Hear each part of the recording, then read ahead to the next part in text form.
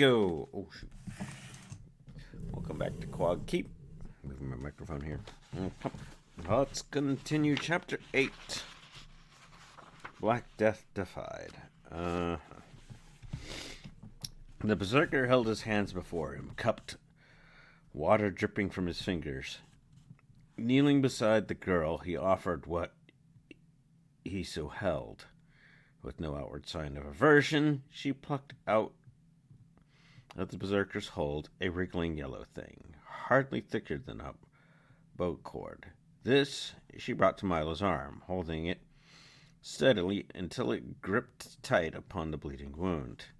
3 more such she applied before settling his arm and the thing that sucked the dark blood by his side. Then she set about doing the same for Nail, though it looked as if his skin was not so deeply cut after all, for there were only 2 or 3 patches of drying blood. Perhaps the boar's hide that Nail had worn through his change was even better than man-fashioned mail for defense. Actually, this type of character, yeah. Interesting that there's a wear and a lizard man in this group. I think that's kind of cool, because this is back in the 70s. Milo lay still and tried not to look upon his arm, or what fed there, draining his blood, the slimy lengths of bodies growing thicker. There was a shimmer in the air, and Afrita hung once more above them, planing down to settle her claws in the thick mat of hair that extend even upon the berserker's shoulder. Her long beaked head dipped and lifted as she hissed like a pot on the boil. "They are fools," Milo heard Nail's words from a kind of dream. "Not all men make their own choices. It may be that their master will have some use of them again, enough to see them out of the wilderness. But to take the plain without food or water?"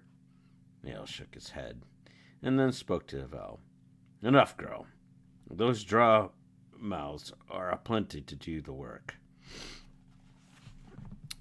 He had 5 of the yellow things, mouth clamped to his wounds. Turning to the stream, he tossed those he still held in his hands back into the water. Then he approached Milo and leaned over, watching closely the wrigglers the swordsman did not dare look upon, lest he disgrace himself by spewing forth whatever remained in his stomach. "Ah!" Nail sat back down on his heels. "So, see you now, he demanded of Yvel. Milo was unable to resist the impulse to look, too.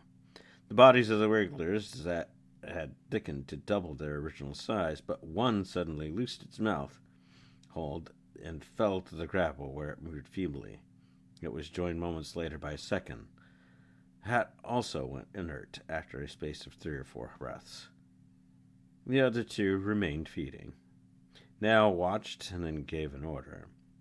"Use your snap light, comrade. They will suck a man dry where they left, but their brethren have taken their poison.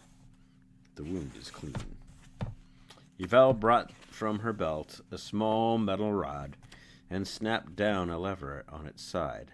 The small spark of flame which answered touched the suckers one by one. They loosed, fell, and shriveled. Nail examined his own bussy feeders. 3 followed the example of the drinkers of Milo's poison and fell away. At the berserker's orders, the battle maid disposed of the rest.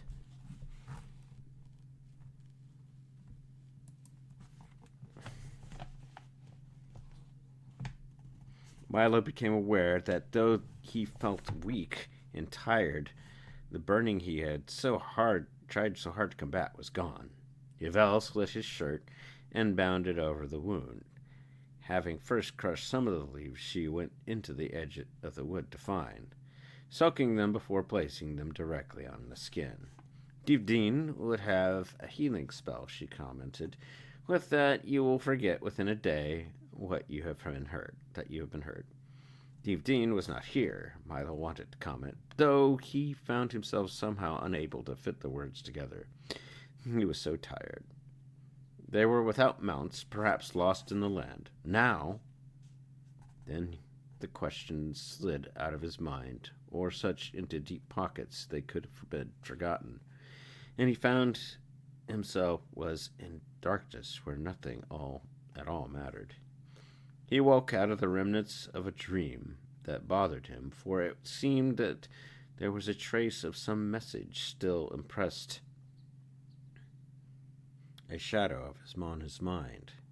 It drifted from him even as he tried vainly to remember. He heard a whinny and awoke fully. The horses! But he had seen them slain. A face hung above him, familiar. He strove to put a name to it. Weirmac? Just so. Drink this, comrade. Milo's head was lifted, a pannikin held to his lips. He swallowed. The liquid was hot, near as hot as had been the torment in his arm, but its warmth spread through him. Milo felt his strength fast returning.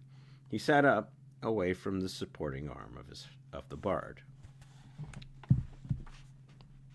That would be a healing potion. There were horses right enough. He could see them over Weirmac's shoulder, fastened to the fringe trees. How? He was willing to look at the interior of the pannikin to gather the last of the reviving brew.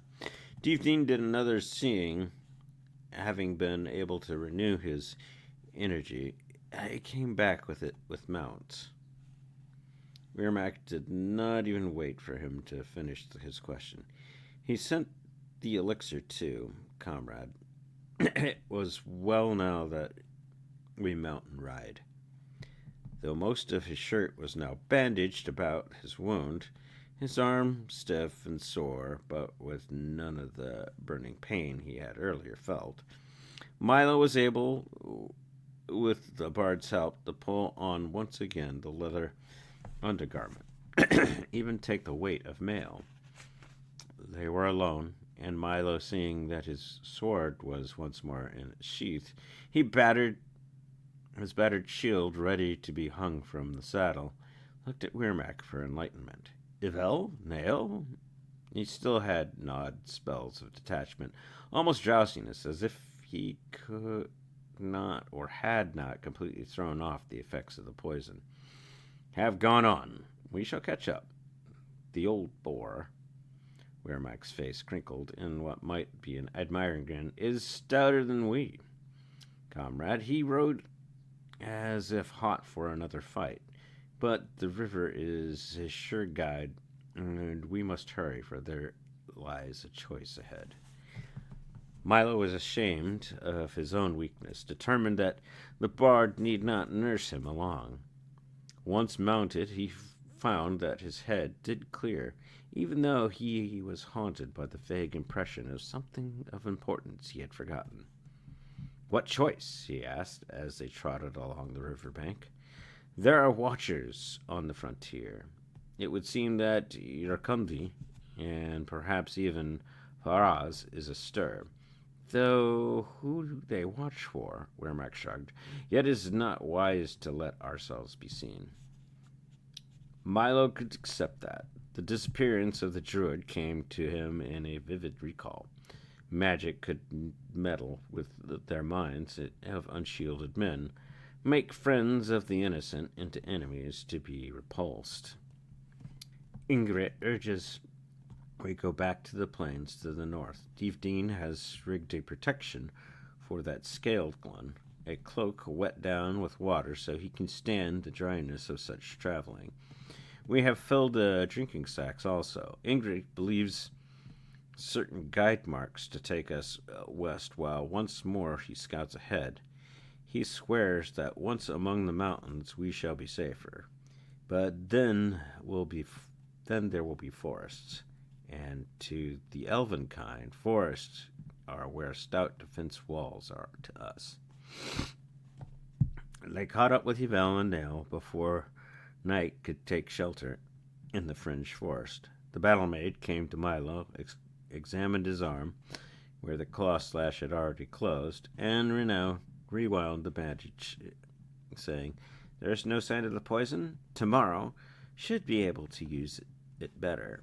We have indeed been favored by the Horned Lady thus far. She sat cross-legged, looking down now at the bracelet on her wrist. In a way, the wizard's suggestion works. When I laid the spell upon those skulkers, I thought on these, and and it is true, of that I am sure, they moved farther by my will. Thus the spell held the longer. You cannot use that one again, Milo reminded her. Yes, it is a pity. That was a good spell, but I am no follower of magic, nor a priestess of the Horned Lady. That more of the great art be mine. I do not like. She now looked at him as if, and there was a frown lined between the wide-set eyes. This druid who can vanish in a puff of smoke. There was nothing of the art in the two I held, only their own cunning strength. But whom you fronted is a greater danger than near 100 of their kind I could be. Still, Neil says he was not of chaos when he knew him of old, rather one of those who went from side to side in battles, striving to choose the stronger lord to favor. What lord has he found, if it be not one of the dark? Perhaps that, or the one we seek, Milo returned as he laced up his leather jerkin once more. I've ridden with the free companies, she said, and you know what quest I followed alone when the wizard swept us in to do his will. No one can lose fear, but it must be mastered and controlled, as one controls a horse with bit and bridle. I have heard that the clan victory chants, and know of their defeats. We have gone up, sword out, arrow to bowstring, against many of the creatures of chaos, but this is something else. Now she pulled her riding cloak. Chill grew. What do you think we shall find at the end of this blind riding, swordsman? Hesta says that it was not chaos. I believe he thought it could master even chaos, the black adepts and all who bound to their service. This being true, how can we prevail? Perhaps because, in a manner, we are linked to this alien thing, Milo answered slowly. His fingers ran around the smooth band of the bracelet. We may be the stranger's tools, even as the wizard said. The girl shook her head. I am under only one geas, that set by Hista. We would know if another waited upon us. Up by dawn, Nail came close to the fire, and his heavy tread. Once more Frita lay, a necklet about his throat, only her eyes showing she was a living thing. Weirmac had come with him to open a bag of provisions. They shared out a portion of its contents, then drew lots for the night's watch. Once more Milo had paced and looked up at the stars he did not know. He tried not to think, only to loosen his senses, to pick up from the world about him any hint they were spied upon, or perhaps about to be beleaguered upon by the unknown.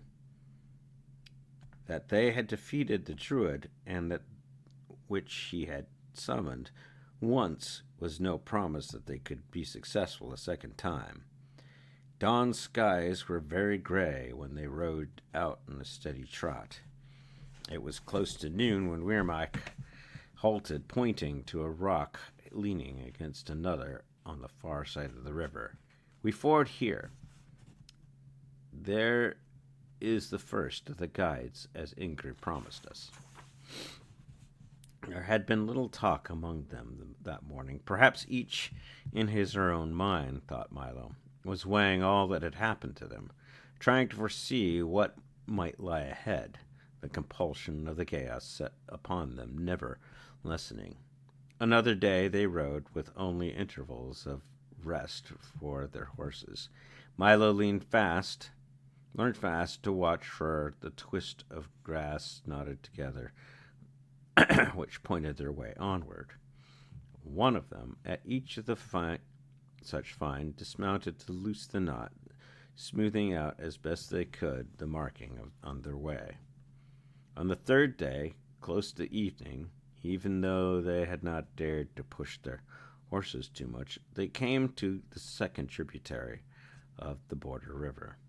A camp awaited them, where the cleric and Gulf had pulled brush to make a half shelter. The clouds had broken earlier in the afternoon to let down a steady drizzle of rain, pertaining it's cold, but there was no fire for them. Gulf lay in the open, moisture streaming from his skin. He watched as they rode up and picked their horses, but he gave not so much a grunt or of welcome as they pressed past him to find shelter. Dean sat cross-legged there, his hands busy with his prayer beads, his eyes closed in concentration. Respecting that concentration, they did not break silence even among themselves. Milo had drawn his sword during their day's ride, and used his arm over and over again, determined yet he would be able to fight, and soon. The wound still was bandaged, and there was an angry red scar, as if indeed fire had burnt his flesh. But he was content that the muscles obeyed him, and the soreness his actions left could be easily ignored. They had settled down, sharing out food, when Dean opened his eyes. He gave them no formal welcome. The elf has gone on. He seeks the mountains as a man dying of thirst would seek water. But his trail we can follow. It is his mind that can find some clue. Oops, excuse me. Make sure that doesn't happen.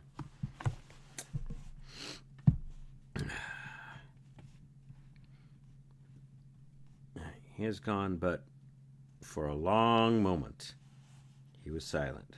Something made Milo look away from him to the opening through which they had crawled. Gulf shouldered his way in, but it was not the lizard man the swordsman was looking for. Milo did not know what he sought. Still, there was something. "We light no more fires. That feeds them," the cleric continued. "They must have a measure of light to manifest." About it. I hate my lungs. Themselves. We must deny them that. "Who are they?" growled Nail. He too slewed around to look without. "The shadows," returned Dean. "Only they are more than shadows, though even my prayers for enlightenment and my scrying cannot tell me what manner of manifestation they really are. If there is no light, they are hardly to be seen, and I believe so weak they cannot work any harm. They came yesterday after Indra had ridden forward, but they are no elven work, nor have I any knowledge of such beings. Now they gather with the dark and wait." And with that, we conclude Chapter 8 of Quag Keep. I will see you all in the near future, and thank you for listening.